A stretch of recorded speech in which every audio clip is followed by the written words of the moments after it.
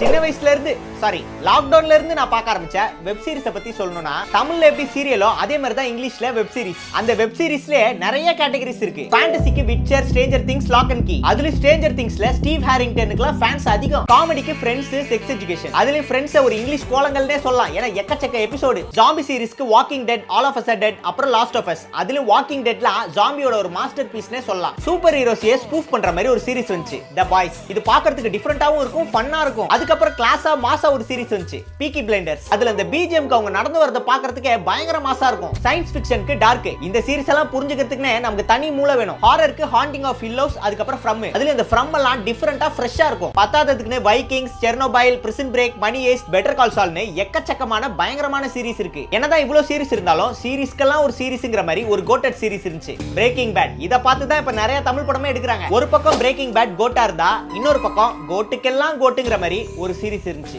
Game of Thrones. இது மாதிரி ஒரு சீரிஸ் வந்ததும் கிடையாது, இனிமே வரப்போறதும் கிடையாது. நான் பார்த்ததுல எனக்கு ரொம்ப பிடிச்ச சீரிஸ் எதுனா Game of Thrones, Breaking Bad, அதுக்கப்புறம் பீக்கி பிளைண்டர்ஸ் தான். அதே மாதிரி உங்களோட ஃபேவரட் எது அப்படின்னு சொல்லி கீழே கமெண்ட்ல சொல்லுங்க. பிரேக்கிங் பேடா, ஜிஓடியா, எது பெருசுன்னு அடிச்சு காட்டு.